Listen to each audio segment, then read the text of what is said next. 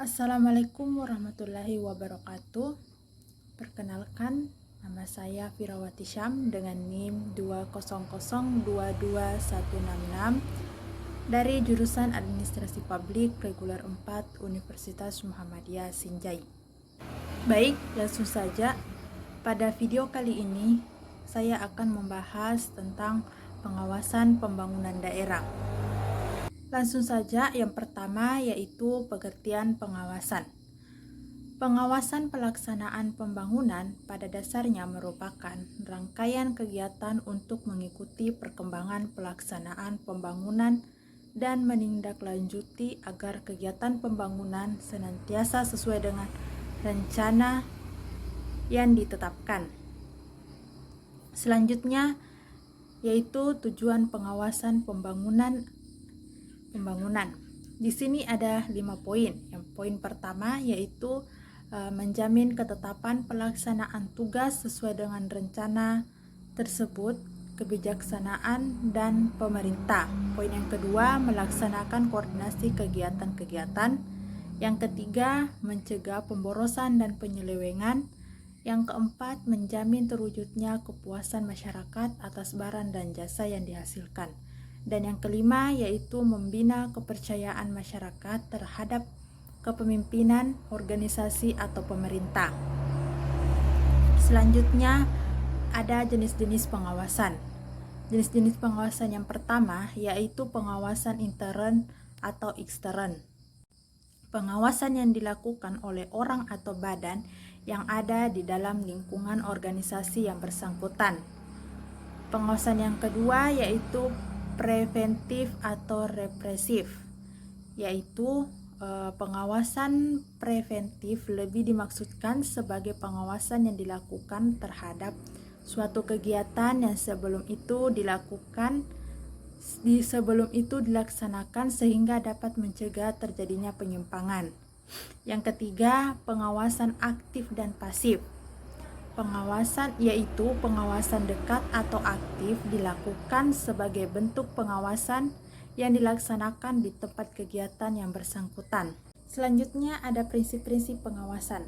Yang pertama, boundless of right atau hak atas lahan, yaitu kewenangan untuk mengatur hak atas lahan, hubungan hukum antar orang atau badan dengan lahan, dan perbuatan hukum mengenai lahan. Yang kedua, police power atau pengaturan, yaitu kewenangan menerapkan peraturan hukum atau peraturan, pengawasan, dan pengendalian pembangunan di atas lahan maupun kegiatan manusia yang menghuninya untuk menjamin kejelasan umum, keselamatan moral, dan kesejahteraan. Dan yang ketiga, emin domain atau pencabutan hak atas lahan, yaitu kewenangan tindakan mengambil alih atau mencabut hak atas lahan di dalam batas kewenangannya dengan kompensasi seperlunya dengan alasan untuk kepentingan umum. Yang keempat, taxation, yaitu kewenangan mengenakan beban atau pungutan yang dilandasi kebijakan hukum terhadap perorangan atau kelompok. Dan yang terakhir, spending power atau governance expandes. Selanjutnya, hambatan-hambatan pengawasan. Yang pertama, kurang informasi mengenai data produktivitas, terutama melakukan perbaikan dan acap kali terhadap kekurangan kemampuan untuk merincikan hasil yang dicapai oleh manajemen. Yang kedua, bidang tanggung jawab kurang cukup jelas dirumuskan sehingga tidak jelas pula bentuk dan lingkungan pelimpahan tugas itu. Yang ketiga, penyampaian petunjuk kerja secara jelas sering tidak terjadi dan hal ini memperlihatkan adanya komunikasi yang tidak wajar. Yang keempat, meningkatkan lingkungan dan kegiatan usaha masing-masing. Yang kelima, jabatan-jabatan dalam manajemen makin memerlukan spesialisasi dan tentunya memerlukan koordinasi. Yang keenam, berkembangnya manajemen partisipatif sehingga mengkehendaki adanya tukar-menukar informasi antar pimpinan dan unsur-unsur manajemen formal dan informal untuk dapat memelihara industrial pitch dan antar perusahaan. Yang ketujuh, pertumbuhan jaminan komunikasi memerlukan koordinasi secara intern antar perusahaan. Selanjutnya, langkah-langkah dalam melakukan pengawasan. Ada 4 poin. Yang pertama, menetapkan standar. Yang kedua, pengukuran kegiatan. Yang ketiga, membandingkan kegiatan dengan standar. Dan yang keempat, melakukan tindakan koreksi.